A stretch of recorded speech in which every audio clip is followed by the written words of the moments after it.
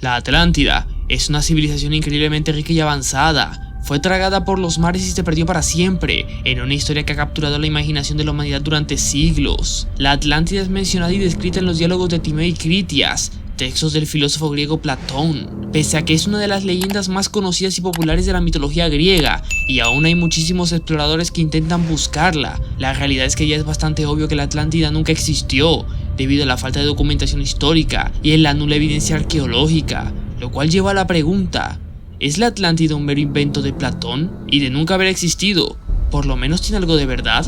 Así que en este video vamos a hablar sobre si la Atlántida está basada en alguna antigua civilización real. Así que ahora comenzamos.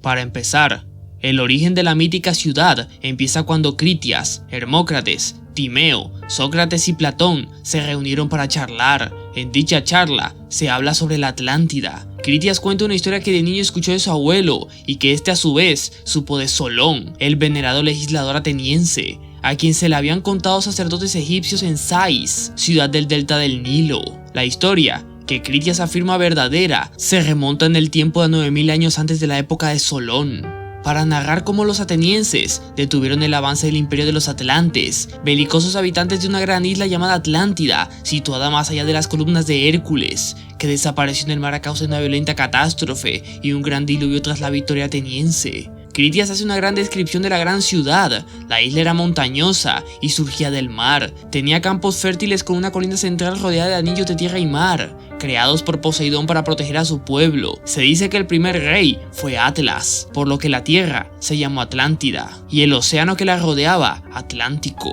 Se encontraba más allá de las columnas de Hércules y se la describe como más grande que Libia y Asia Menor juntas. La raza prosperó a lo largo de muchas generaciones y conquistó las tierras alrededor del Mediterráneo. La tierra de la Atlántida producía árboles, metales, comida abundante y estaba habitada por muchas criaturas, incluidos elefantes. La gente de la Atlántida vivía bien, domesticaron animales, regaban las cosechas, las ciudades se construían con puertos y grandes templos, puentes y canales amurallados, y se construyeron puertas para unir los anillos de mar en torno a la isla. Estas últimas estaban decoradas con bronce y estaño. En el centro de la ciudad había un templo a Poseidón rematado totalmente en plata, con un techo de marfil.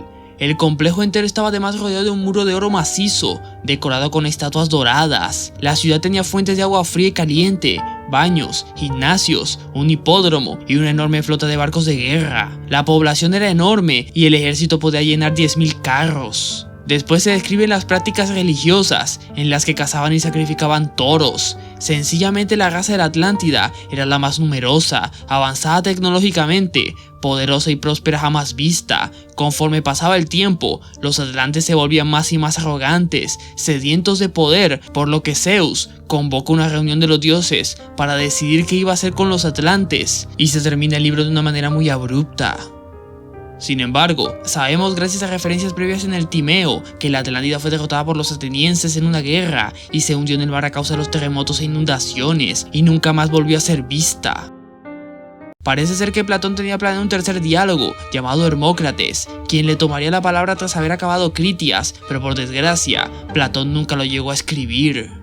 La fuente más temprana de la Atlántida son los que ya habíamos mencionado, los diálogos de Timeo y Critias, escritos por Platón en torno al año 360 a.C.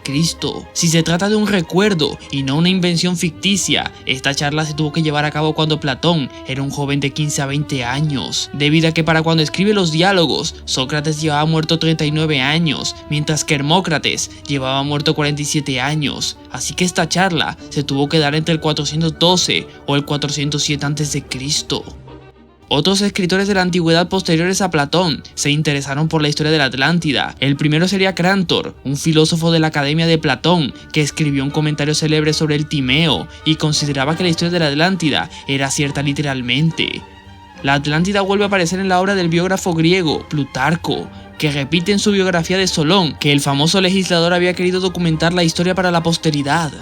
La Atlántida comenzaría a perder fama durante la Edad Media, pero a partir del Renacimiento fue cuando empezaron a tomar fuerza hipótesis de que esta leyenda podría tener parte de verdad. Tras el descubrimiento de América es posible que muchos exploradores españoles relacionaran las Indias occidentales con la Atlántida, pero donde realmente se comenzó a popularizar este mito fue a partir del siglo XIX, cuando escritores como Julio Verne, en uno de sus libros titulado 20.000 leguas de viaje submarino, o Ignatius Donnelly, que escribiría sobre que la mítica ciudad era el origen de todas las civilizaciones y que durante la antigüedad transportaba conocimientos a todo el mundo. Al margen de lo exotérico, el impulso generado por la obra de Donnelly motivó numerosos historiadores y arqueólogos, tanto profesionales como aficionados, quienes durante el siglo XX desarrollaron diversas conjeturas sobre el emplazamiento de la Atlántida, asociando a los atlantes con diferentes culturas de la antigüedad.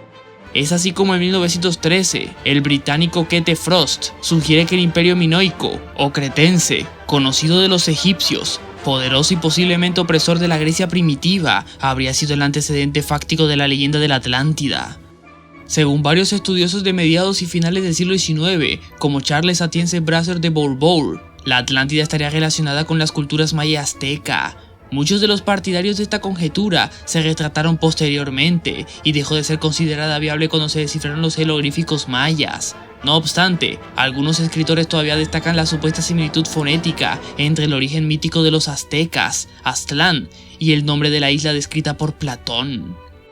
La hipótesis más aceptada propone que la Atlántida nunca existió físicamente. En 1938, el arqueólogo griego Smirinus Marinatos, al igual que Kate Frost, plantea que el fin de la civilización minoica a causa de la erupción del volcán de Santorini, antiguamente llamada Thera, cuya capital era Akrotiri, causó un tsunami que barrió las costas del Egeo alrededor del año 1640 a.C.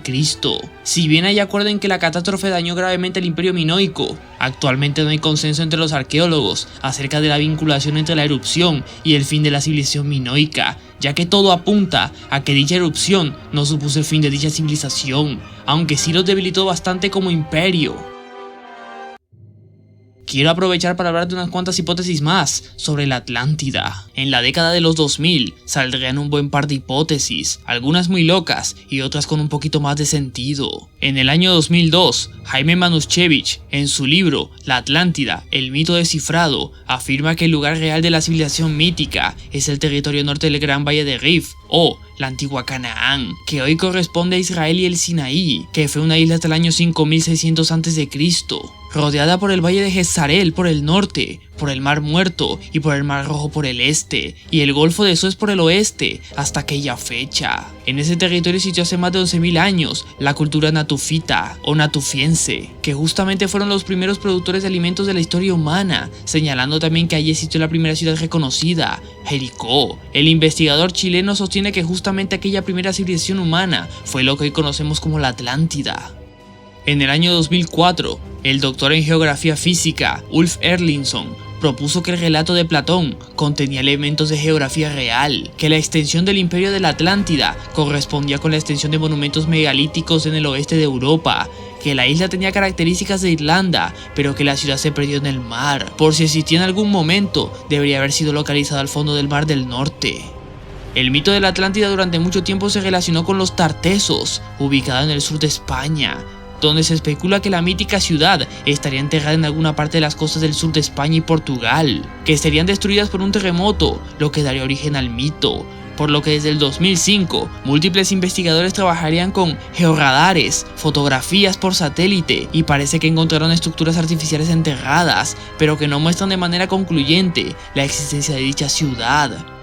Las hipótesis más locas de la Atlántida son las que hablan acerca de que la ciudad era una antigua civilización alienígena que le brindaba conocimiento al hombre antiguo, explicando así por qué todas las antiguas civilizaciones siempre construían templos piramidales. Si vieron mi video sobre los mitos de la historia, en donde hablo de las pirámides, sabrán qué opino acerca de utilizar alienígenas para explicar huecos en la historia.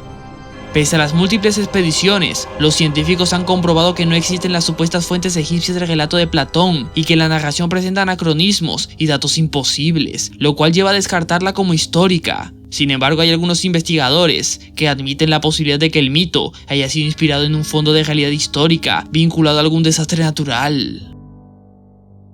Una vez dicho esto, mi conclusión es que nunca existió.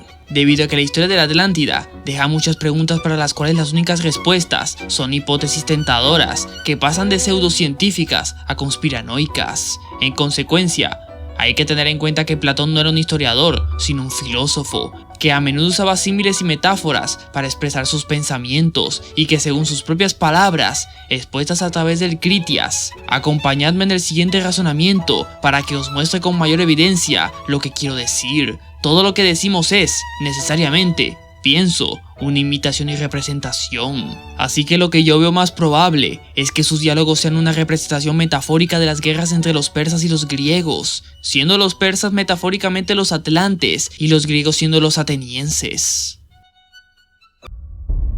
Y bueno, hasta aquí ha llegado el video sobre la Atlántida. ¿Crees que la Atlántida es un mero invento de Platón? ¿Crees que la historia de la Atlántida podría estar basada en los minoicos o en alguna otra civilización antigua que hemos mencionado? Por favor, me lo puedes dejar en los comentarios. Además de eso, dale me gusta al video y recomiéndame otros temas similares. Puedes seguirme en Instagram donde hago contenido similar y nos vemos en el próximo video. ¡Chao!